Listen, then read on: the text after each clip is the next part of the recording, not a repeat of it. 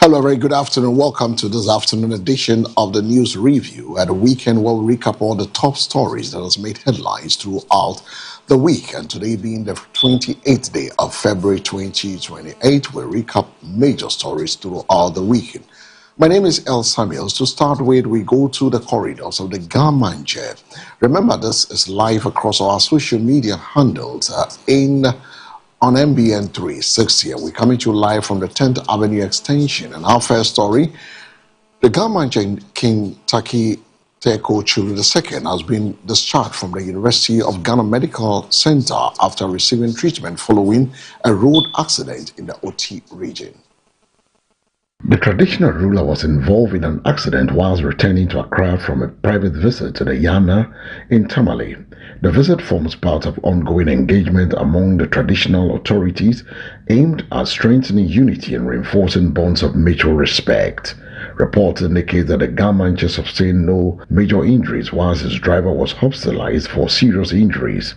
Medical officials at the UGMC confirmed that the Gamanje is in stable condition and fit to resume his duties. The accident has drawn national attention, highlighting concerns over road safety for public figures and traditional authorities traveling across the country. The Gamanje is expected to resume its official engagement in Accra in the coming days. The Member of Parliament for Fashiya Yerebi Kojo Oppong Nkrumah has stated that the proposed 24-hour economy is achievable but must be driven by effective demand to succeed. The 24-hour economy is one of the flagship policies of John Dramani Mahama's administration. The policy seeks to enable businesses to operate around the clock. After several debates in Parliament, the bill was passed and an authority was established to oversee its implementation. The former Information Minister questioned the economic basis for enforcing round-the-clock operations without sufficient consumer demand. Georg announced that they were doing 24 hours. A few months later, the MD came back to say they are going to cut back on the 24-hour shift because it did not make economic sense to run 24 hours, he said. Mr. Oppong stressed that whilst the concept is workable, it must be grounded in strong economic fundamentals. The Judicial Secretary Musa Ahmed says the judiciary has put in place comprehensive system design to tackle the long-standing problems of cases delay, one that combines the newly established specialized High Court division with the afternoon courts to significantly reduce the workload on individual judges. Ahmed providing the most detailed explanation yet of how the reforms introduced by the Chief Justice Paul Bafo-Boni will work in practice. At the heart of the new approach is a simple but significant shift, reducing the number of cases before any single judge. Ahmed explained that afternoon courts will play a key role in this, with cases redistributed from morning sections to afternoon court judges to ease the burden on their counterpart handling the morning docket, including those sitting in the specialized court. The old model, Ahmed argued, was a recipe for slowness. A judge juggling different subject matters across unrelated cases, from land dispute to financial crimes to cyber security, could not reasonably be accepted to deliver swift, focused decisions. The new model flips that logic entirely. Under the new reforms system, judges in specialized high court divisions are assigned cases within a defined subject area. The specialized high court division, formally established through a Chief Justice circular on February 5, 2026, covers corruption and public accountability, natural resources and galamsey, state asset recovery, and organized crime and security. The reforms comes amidst years of public frustration over how long it takes Ghanaian courts to resolve high-profile cases, particularly those involving corruption. The Judicial Service is also revising the rules of courts, expected to come into force by March 2026, alongside technological innovations to further enhance the delivery of justice. Ghana and Japan have signed a $20 million grant agreement to strengthen healthcare delivery in selected hospitals in the northern region. The agreement was announced in a Facebook post on Monday, February 23, by the Minister for Foreign Affairs, Samuel Okudzeto Ablakwa. The exchange of notes, according to Ablakwa, was signed at the Ministry of Foreign Affairs between himself and the Japanese ambassador to Ghana, Hiroshi Yoshimoto. The grant is expected to enhance access to quality and affordable healthcare services in beneficiary facilities across the northern region. According to Samuel Okujeto Ablakwa, strengthening healthcare delivery remains a key priority of the Mahama administration. He added that Ghana and Japan have reaffirmed their commitment to deepening diplomatic cooperation that delivers tangible benefits to citizens. The Inspector General of Police, Christian Tete Yahono, has confirmed the arrest of 4 suspects in connection with a robbery incident at the Humatio Junction in Kumasi, which resulted in the death of 1 person. The arrest followed intensified police operations after the February 10 incident, during which the victim was shot and his Toyota Hilux vehicle stolen. The victim, identified as Andrew Samankwa, later died at the hospital where he was receiving treatment. Police investigations led to the first arrest on February 18 when suspect Akwesi Menu was picked up in possession of a mobile phone belonging to the deceased. He was subsequently arraigned before the Asokwa Circuit Court 2 on February 20 on charges of possessing stolen property and remanded into police custody to reappear on March 5. Further intelligence-led operations resulted in the arrest of a second suspect, Bashiru Tanko, at Atonso High School Junction in Kumasi on February 19. Police later apprehended 2 additional suspects, Kojo Amponsa and Emmanuel Kwame Apia, on February 21 and 22 at Rireso near Bokum and the Denyame Soldier Barracks in Kumasi respectively. 1 additional suspect, Eric Entridoku, who sustained gunshot wounds during the police operation, later died. Suspect Eric Entridoku, who sustained gunshot wounds during the operation, has passed on. Our investigation further established that this criminal syndicate, led by the deceased suspect, specialized in the snatching of pickup and Land Cruiser vehicles, the IGP said. Learned of the identity of the victim, Mr. Andrews Amakwa, who sadly passed on at the hospital where he had been sent for medical attention. I'm happy to announce that we have arrested 4 suspects, including 3 members of the gang that was responsible for the attack. A 4th suspect, believed to be the gang leader, died from gunshot wounds sustained during the operation. As we always do when such cases reported, I immediately constituted a team comprising the Ashanti Regional Commander, the Regional Intelligence Team, the Anti-Robbery Unit, and the Cyber Vetting Team of the CID headquarters to immediately commence investigation.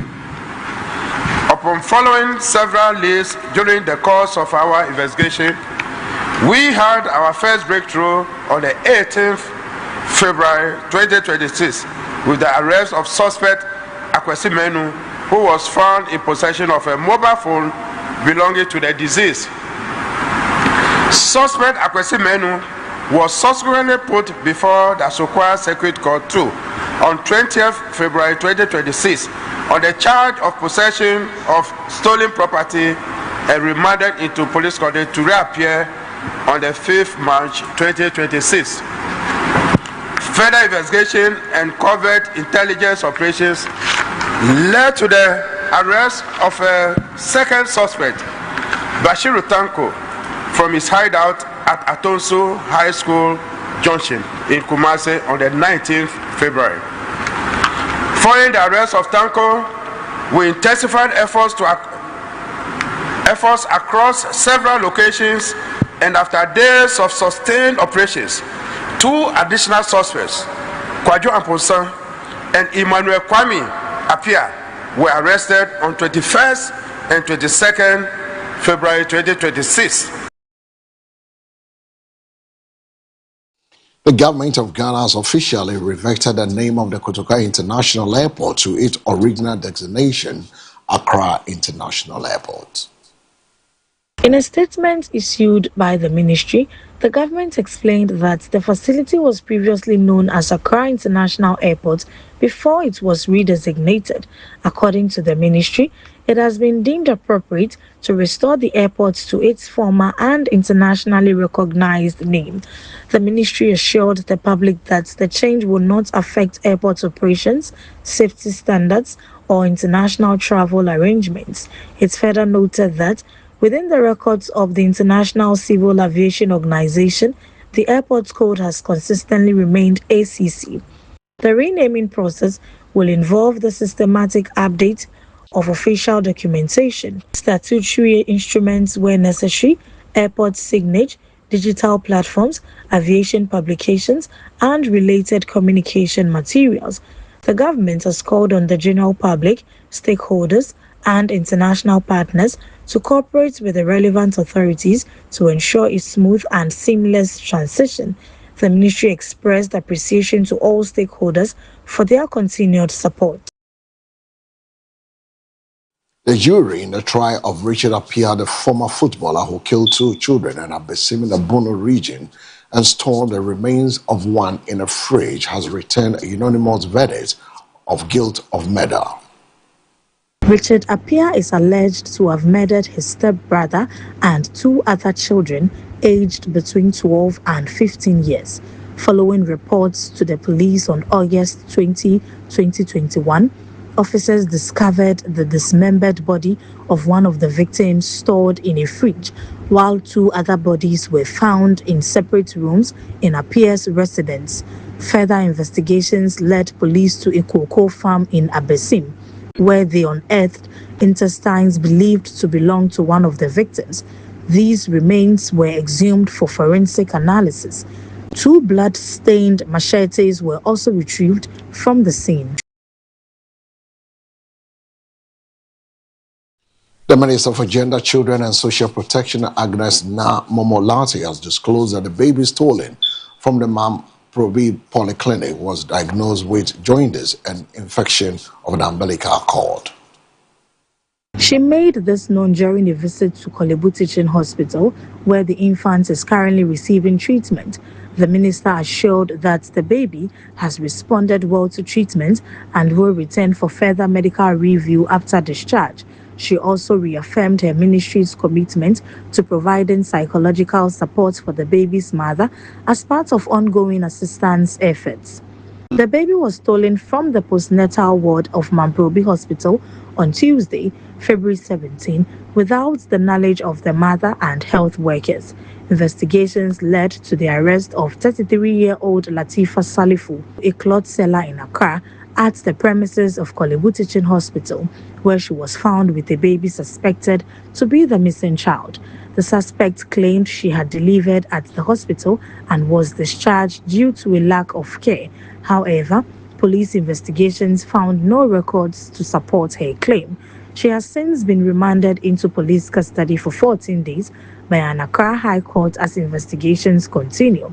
She is expected to reappear before the court on March 4, 2026. For the cost involved is something very little. It's almost nothing because of health insurance.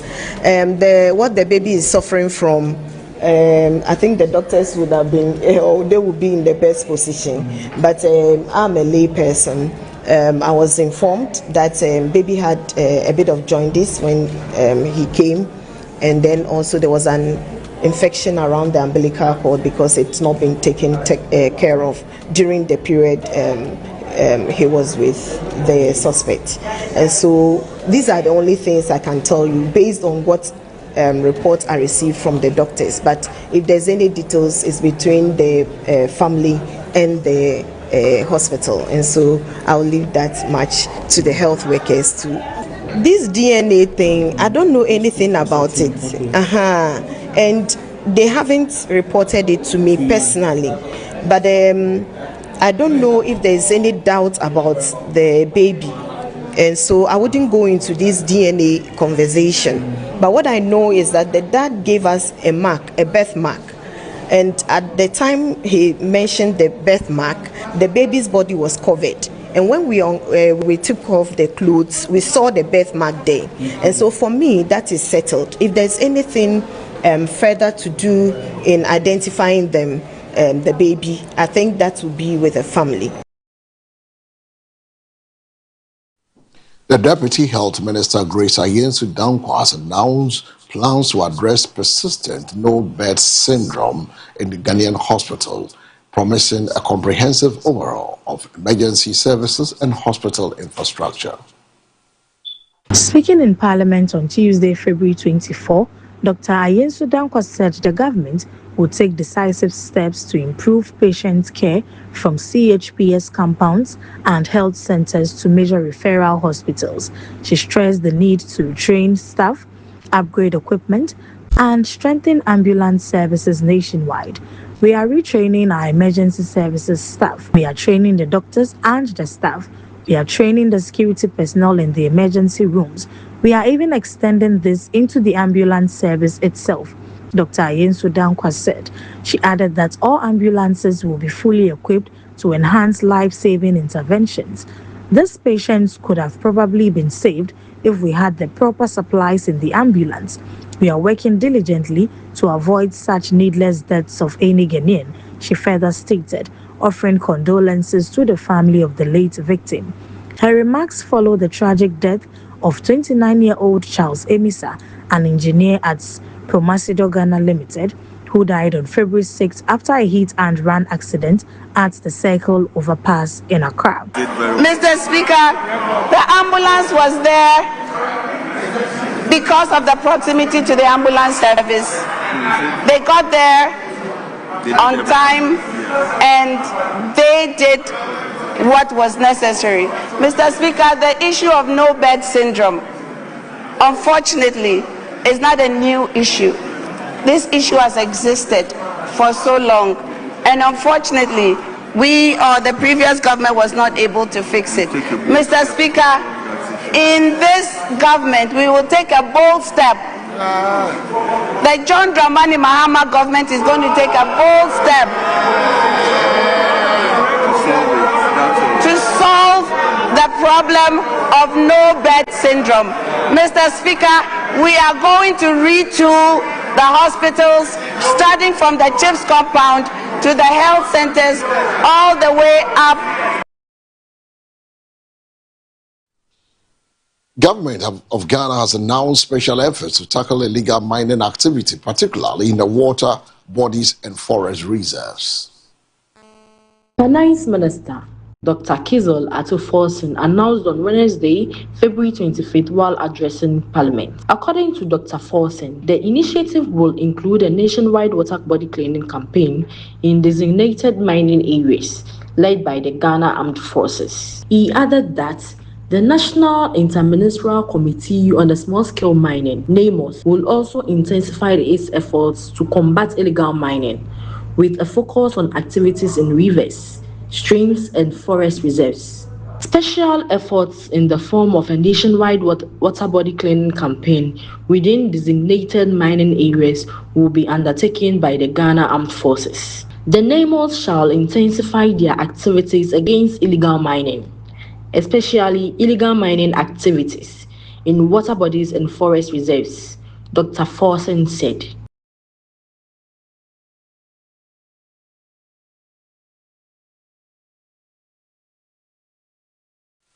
Cabinet has approved Ghana's accelerated National Reserve Accumulation Policy, a strategic plan aimed at strengthening the country's resilience to economic shocks.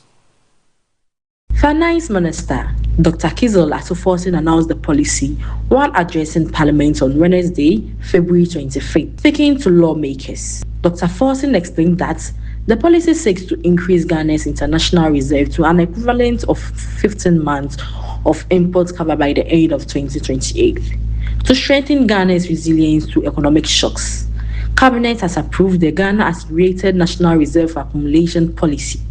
He said the policy represents Ghana's strategic plan to strengthen external resilience by increasing the nation's international reserve equivalent of 15 months of imports covered by the end of 2028. The Finance Minister noted that The policy is accord on the objectives of the Ghana Gold Board Act 2025 at 1140, which mandates the Ghana Gold Board to generate foreign exchange for the country and support gold reserves accumulation by the Bank of Ghana. He added that the policy is informed by the country's cycle of economic downturns, recent macroeconomic developments, global risk assessments, and Ghana's long-term economic transformation agenda. The Ghana Police Service has retrieved 7,173 slabs of suspected cannabis from an impounder's truck in the OT region, with the haul estimated to have a street value exceeding 1.4 million Ghana cedis. The suspected narcotics were concealed in 320 cartons of bottled mineral water, which hid 91 bales of the substance, according to a press statement issued on Wednesday, February 25. The Volvo truck with registration number GC352209 was initially intercepted at the Bonache checkpoint on December 29, 2025, while heading towards Basa, following intelligence that it was transporting illegal goods. Police said the driver and one other occupant fled the scene, abandoning the vehicle with the ignition key. On February 24, 2026, the Jasikan Circuit Court, presided over by His Hannah Lambert Y. Kiriba, granted an order for the truck to be opened. The exercise was conducted at Nkrumah in the presence of personnel from the police service, military, National Intelligence Bureau, NIB, Defense Intelligence, Ghana National Fire Service, the Narcotics Control Commission, JASICAN, and members of the media. The seized exhibits have been retained as investigations continue. Police have assured the public of their continued commitment to combating the trafficking and distribution of illegal drugs and urged citizens to volunteer credible information to support crime prevention and detection. The President, His Excellency John Dramani Mahama, has announced that Ghana's economy is stabilizing and returning to growth, declaring in Parliament that Ghana is back and Ghana is working again. Delivering the 2026 State of the Nation's address on Friday, 27th February, the President told members of Parliament that although the path to recovery has been challenging, the government's economic measures are beginning to yield tangible results. Today, Mr. Speaker, I can say to you with confidence, Ghana is back. Ghana is working again. And Ghana is open for business. The fundamentals are improving, and the path to sustained acceleration is very clear to everyone. From the outset, we resolved to choose discipline over waste, reform over excuses, and stability over speculation. As a responsible government, our first order of business was to halt the economic hemorrhaging and restore order to our public finances. We tightened expenditure and commitment controls. We improved payables reporting and conducted a comprehensive audit of 2024 commitments to restore credibility and discipline. Mr. Speaker, these measures have begun to deliver some of the most remarkable economic outcomes in decades. The President reminded the House that he had previously promised to reset the economy despite prevailing challenges. We are restoring hope by delivering on our promises and proving that good leadership makes a measurable difference in our people's lives. The Resetting Ghana agenda is working. The Accra reset is gaining momentum. And together they are laying the foundation for a stronger, more resilient and more prosperous Ghana. Tough decisions, he noted, were essential to restore stability.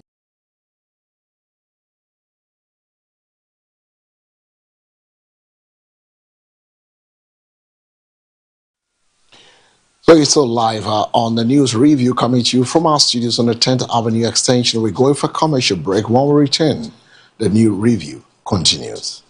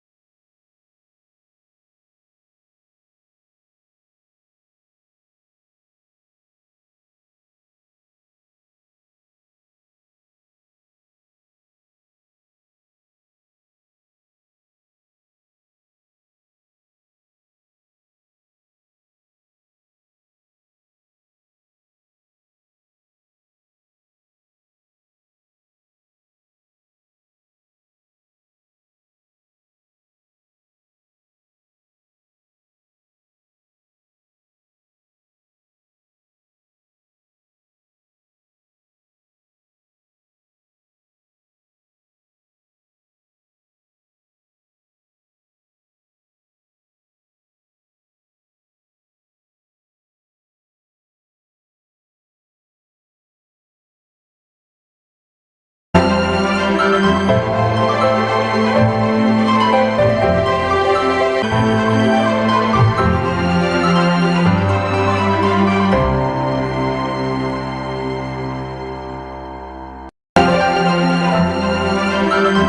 right, so welcome back from the quick break. You're still live on the weekend where we bring you the news review live and direct from our studios on the 10th Avenue Extension, Great Estate. We're also live across our social media handles on MBN 360.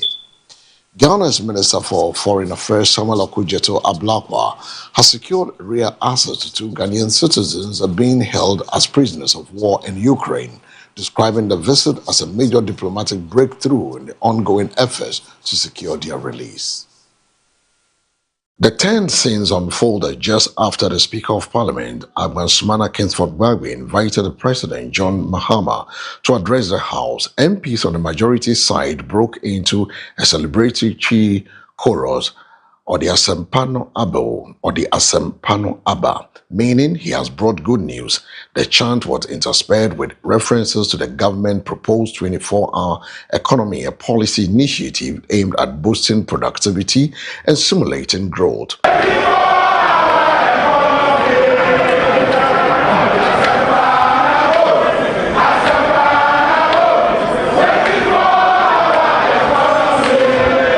However, the minority caucus swiftly responded with a counter-chant altering the final line to atonsium, literally translated as it has fallen into water, a phrase commonly used to suggest failure.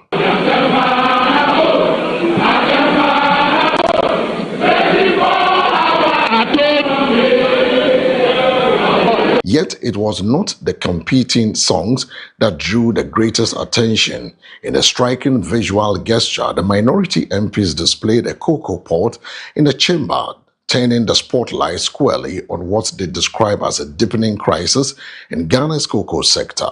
Cocoa is one of Ghana's most important export commodities and a cornerstone of the nation's economy. The crop supports hundreds of thousands of a farming household and remains a critical source of foreign exchange earning. The minority protest suggests growing frustration over how these issues are being addressed, particularly at a time when the government is projecting economic recovery and reform. So those were the scenes from the floor of Parliament during the President's State of the Nation's address, where the cocoa pot became the unexpected vocal point of political drama. Meanwhile, Ghana's Minister for Foreign Affairs, Samuel Okudzeto Ablakwa, has secured unreal access to two Ghanaian citizens being held as prisoners of war in Ukraine. The minister disclosed on Thursday that he was granted access to a highly fortified security camp where the two Ghanaians are being detained. He thanked Vladimir Zelensky and the Ukraine Foreign Minister Andriy Sybiha for approving what he described as an unusual request, reportedly the first of its kind by an African foreign minister. Thank you very much for hosting us today. You have been very gracious since we arrived here in the beautiful city of Kiev. He noted that the real access granted by the Ukrainian authority reflects the cordial bilateral relations between Ghana and Ukraine and strengthens confidence in ongoing negotiations aimed at securing the men's freedom in the battlefield. And it is important to emphasize that their actions, regrettable, unfortunate, they should be seen as victims. They are not engaged in any sanctioned activity. The identity of the two prisoners have been withheld for security reasons. However, the minister revealed that both men expressed a firm resolve to turn their ordeal into advocacy. Mr. Ablakwa's visit to Kiev forms part of a high-level diplomatic engagement between Ghana and Ukraine, during which he also held talks with the President Zelensky. The discussions are understood to have centered on bilateral cooperation and humanitarian consideration regarding the detained Ghanaians. The development marks a significant step in Ghana's diplomatic push to secure the safe return of its citizens whilst reinforcing its commitment to protecting nationals caught up in foreign conflicts.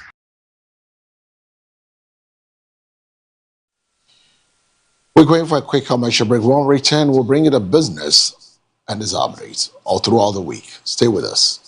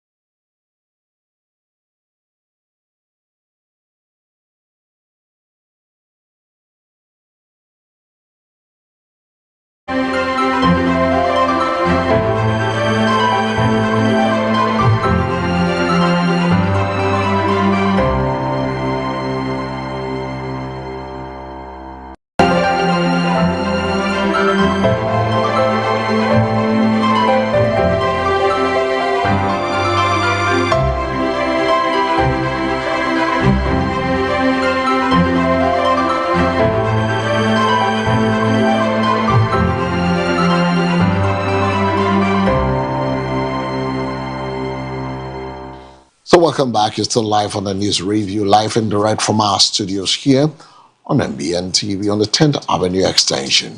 Before we bring you the news review, the business aspect of the review for the week, let's go for a quick break. When we return, the news continues.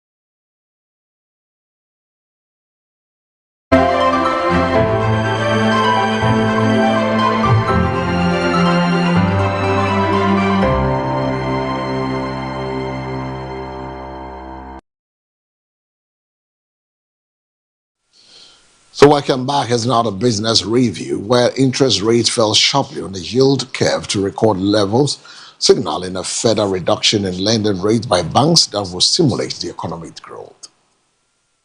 The continued drop in interest rates is also good for the government as cost of borrowing will ease. According to the data from the Bank of Ghana, the yield on a 91-day bill fell by 215 basis points to 6.45%, and that of 182-day bill also declined to 8.18% from the previous 10.67%. Similarly, the yield on a 364-day bill eased by 86 basis points to 12.93%.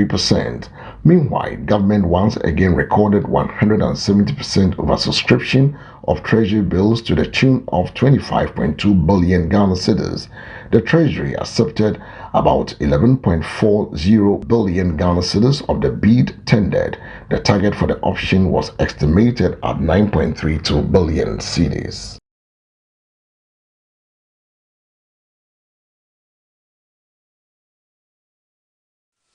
Ahead of the presentation of the State of the Nation's address, the Finance Minister, Dr. Ato Forson, has emphasized that government has delivered what he described as one of the strongest fiscal and macroeconomic turnarounds in Ghana's recent history, citing sharp improvement in inflation, interest rates, debt levels, and exchange rate stability. In a detailed update on the 2025 fiscal outturn, the minister asserted that the economy has moved from a position of stress at end 2024, when the primary balance recorded a deficit of 3.0% of GDP, inflation stood at 23.8%. The 91-day Treasury bill rate was 27.7%, and the cedi had depreciated by 19.2% against the US dollar to a position of stabilization and surplus performance in 2025. According to the figures released, the overall fiscal deficit on a commitment basis narrowed to 1.0% of GDP in 2025, outperforming the 2.8% target, while the primary balance swung to a surplus of 2.6% of GDP, exceeding the 1.5% target. On a cash basis, the overall deficit was contained at 3.1% of GDP, better than the 3.8% target, with a primary surplus of 0.5% of GDP. The strong fiscal outturn, combined with debt management measures, resulted in a significant reduction in public debt. Ghana's debt stock declined by 82.1 billion Ghana cedis from 726.7 billion cedis, equivalent to 61.8% of GDP in December 2024, to 641.0 billion Ghana cedis, representing 45.3% of GDP in December 2025. On the macroeconomic front, provisional data show real GDP growth of 6.1% year-on-year in the first 3 quarters of 2025, driven mainly by services and agriculture. Non-oil growth was stronger at 7.5% over the same period, compared to 5.8% in 2024. The inflation has fallen for 13 consecutive months, declining by 19.7 percentage points from 23.5% in January 2025 to 3.8% in January 2026.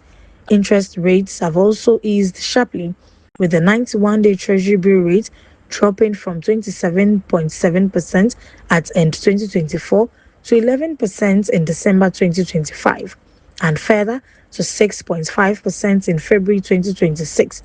The average commercial bank lending rate fell from 30.25% in 2024 to 20.45% in 2025.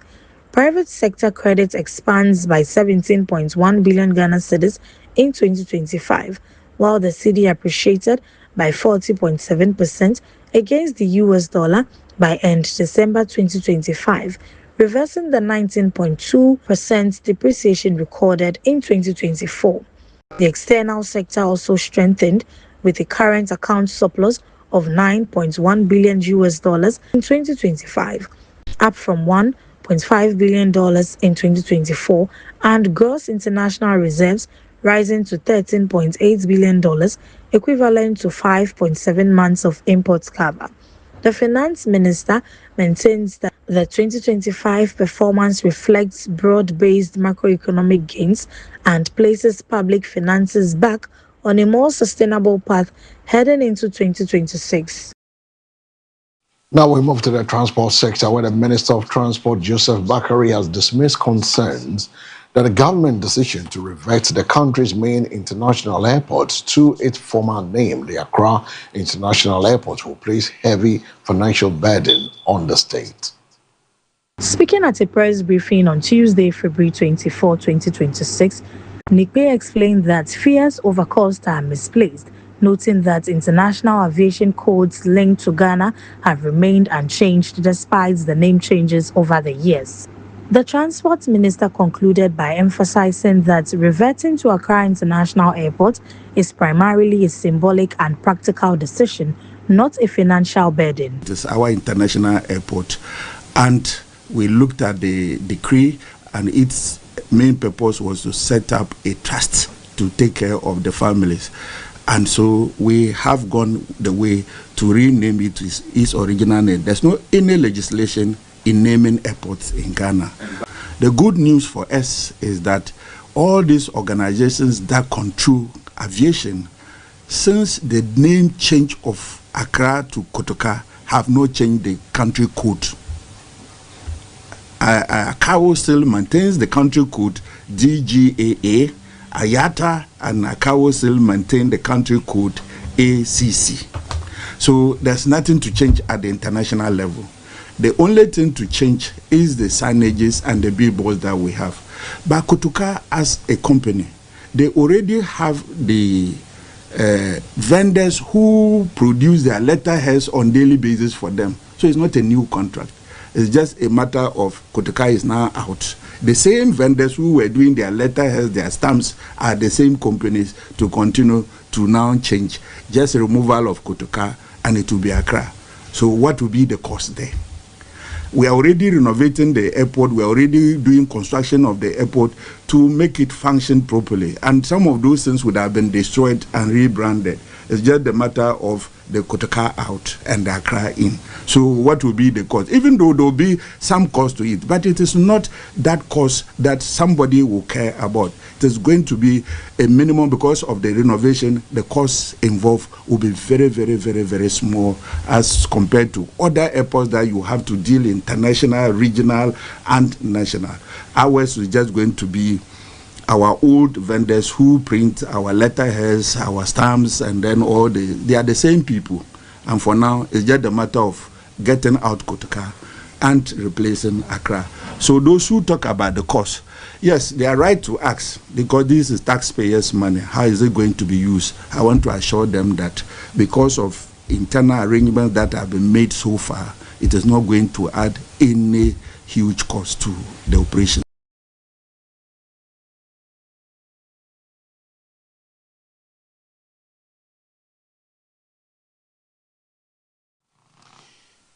Petroleum prices are expected to rise marginally from the first pricing window of March 2026, according to projection by the Chamber of Petroleum Consumers, COPEC. In a statement dated 25th February, COPEC said petrol prices could increase by about 3.59%, while diesel is projected to rise by 1.52%. Liquefied petroleum gas, LPG, however, is expected to record a marginal decline of about 1.57% at the pumps. The projected changes are driven by a modest increase in international petroleum prices, despite a slight appreciation of the cedi. COPEC's analysis shows that global crude oil prices rose by about 1.2% during the review period, moving from 70.90 to 71.79 per barrel over the same window. The cedi strengthened marginally against the US dollar, appreciating about 0.24%. Petrol prices are expected to rise after the International Free on Board FOB price increased by 5.03% from 652.64 to 685.27 per metric ton. Based on this, petrol is projected to sell between 11.80 and 13.00 per litre. Diesel prices are also set to increase slightly, following a 2.29% raise in the international FOB price from 695.94 to 711.86 per metric ton. Diesel is expected to retail between 12.73 and 14.00 per litre. In contrast, LPG prices are projected to ease marginally. COPEC noted that the international FOB price of LPG declined by about 1.5% from 508.77 to 503.59 per metric ton, which combined with the cedi's appreciation could push retail prices down to between 11.48 and 12.69 per kilogram. Despite the anticipated increase in petrol and diesel prices, COPEC has urged oil marketing companies to maintain price sustainability where possible to reduce the burden on consumers. In our final news, a review bulletin on the business front, the President, John Dramani Mahama, has firmly affirmed that Ghana's economic recovery is firmly underway, telling Parliament that his government did not seek to arrest the dollar, but instead strengthen the national currency to compete effectively on the international stage. Delivering the 2026 State of the Nation's address SONA, the President Mahama placed the performance of the Ghanaian cedi at the center of his administration's first-year achievement, affirming its appreciation as a reflection of restored economic discipline and confidence. The comment, which excited laughter from some MPs, was seen as a jibe at the former Vice President and MPP's 2024 election flag bearer, who once said his government has arrested the dollar only for his administration to leave the currency in a weaker state before exiting office. Mr. Speaker, to the interesting part, exchange rate volatility has long been at the heart of hardship in Ghanaian households. We made currency stability a priority, and Mr. Speaker, we have delivered. Mr. Speaker, we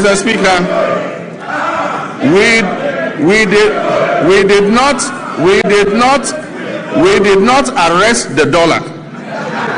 We strengthened the cedi to put up a good fight against the other currencies.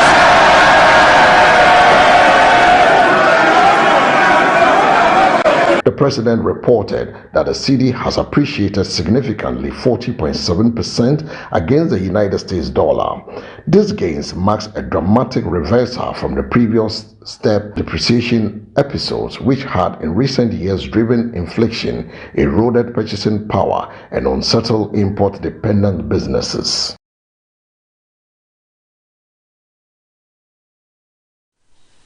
And so that does it from the review on the business front. Now we turn our attention to the international front, bringing you some other stories. You're still live from the 10th Avenue Extension, Greater Estate at MBN TV. And we're coming to you for the weekend review.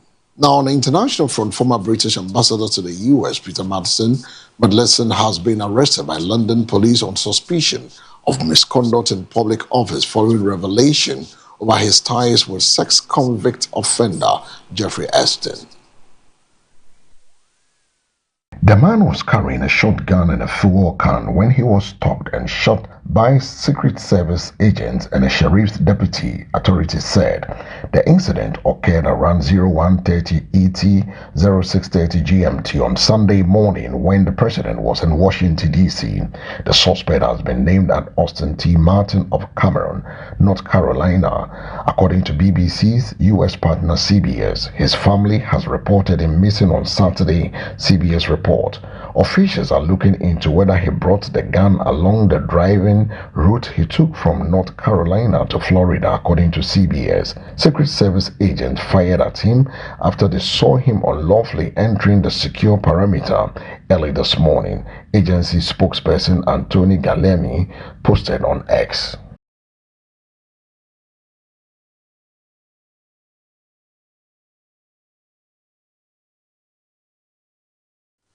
So that was the story of an armed man who was shot after entering the secure perimeter of the U.S. President Donald Trump's residence in Florida.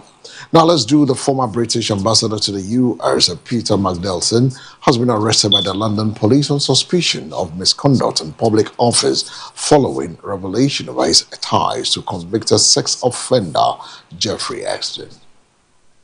Madsen, 72, was fired from the most prestigious posting in Britain's diplomatic service in September when the depths of his friendship with Epstein started to become clear. Police earlier this month began a criminal investigation into Madsen after Prime Minister Keir Starmer's government passed on communications between the former ambassador and Epstein. Officers have arrested a 72-year-old man on suspicion of misconduct in public office. London's Metropolitan Police said in a statement relating to an investigation into a former government minister. Emails between Madsen and Epstein, released by the U.S. Department of Justice in late January, showed that the two men had a closer relationship than had been publicly known, and Madsen had shared information with the financier when he was a minister in former Prime Minister Gordon Brown's government. Madsen, who this month resigned from Starmer's Labour Party and quit his position in Parliament's upper chamber, has previously said he very deeply regretted his past association with Epstein, but he has not commented publicly or responded to messages seeking comment on the latest revelations. Last week, King Charles's younger brother, Andrew Mountbatten-Windsor, was also arrested on suspicion of misconduct in public office over allegations he sent confidential government documents to Epstein. He has always denied any wrongdoing in relation to Epstein. I'm still in the UK, where British privacy watchdog on Tuesday fined a social media platform, Reddit, £14.7 million, that's 19.52 million US dollars, for using children's data unlawfully and potentially exposing them to harmful content. The action comes as Britain considers tighter limits on children's use of social media, with governments worldwide citing concerns about mental health risks, cyberbullying, and exposure to harmful content to justify new age restrictions and bans. The Information Commissioner's Office said Reddit did not check children's ages properly and therefore had no rights to process their data. The watchdog said that although Reddit's terms of service prohibited children under 13 from using its platform, effective age checks were not in place until July 2025. The ICO estimated a large number of under-13s were using the platform. Children under 13 had their personal information collected and used in ways they could not understand, consent to, or control, UK Information Commissioner John Edwards said in a statement. That left them potentially exposed to content they should not have seen, Edwards said. The ICO also said Reddit had not carried out a data protection impact assessment before January 2025, covering the use of children's personal information, even though the platform allows users aged between 13 and 18. Reddit said in an emailed statement that it would appeal the ICO's decision.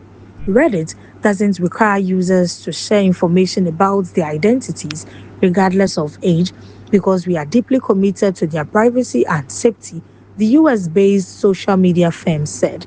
The ICO's insistence that we collect more private information on every UK user is counterintuitive and at odds with our strong belief in our users' online privacy and safety. Prime Minister Keir Starmer's government launched a consultation earlier this year that includes banning social media for under-16s, restricting addictive design features, and tightening controls on smartphone use by young people. Governments in Australia, Spain, Greece, and Slovenia have moved towards restrictions, with platforms in Australia forced to remove millions of accounts after its under-16 ban came into effect late last year. Away from the UK, let's move to the African continent, where Zimbabwe has rejected a US-held deal that would have provided $367 million in funding over the next 5 years because of Washington's demand for sensitive data. The decision has come to light after a government memo from December was leaked, revealing the President Emerson Mnangagwa felt the deal was lip-sided. A government spokesman has since explained the US was demanding access to biological samples of research and commercial gain, but said it was not willing to share the benefits for future vaccines and treatments. In December, Kenya's High Court suspended a similar health funding agreement the government had signed with the US after a consumer rights lobby filed a case casting concerns about the safety of Kenya's health data. Since returning to office last year, US President Donald Trump has slashed foreign aid and closed the US Agency for International Development, USAID. In our final story for this afternoon on the news review, a drone jammed by the Swedish military after it was spotted near a French aircraft carrier docked in Malmo was probably Russian, Swedish Defense Minister Paul Johnson has said. The French military said the drone was spotted 7 nautical miles, that's 13 kilometers from the Charles de Gaulle carrier, which has never visited Sweden before and is due to take part in the NATO exercises in the region. Johnson told Swedish public broadcaster SVT there was probably a strong link between the drone and a Russian naval vessel in the Swedes' territorial waters in the Oxen Strait between Sweden and Denmark. It is not clear what happened to the drone, but Johnson said the Russian ship sailed onto the Baltic Sea. Karim spokesperson Dmitry Peskov said claims the drone was Russian were absurd. 4 months, NATO allies have reported drone sighting close to the military sites and airports, including a number of incidents in Denmark and the Baltic states. An investigation was launched in December after drones flew over the Lian Launch Naval Base, which is home to French nuclear ballistic submarines off the Breton town of Brest.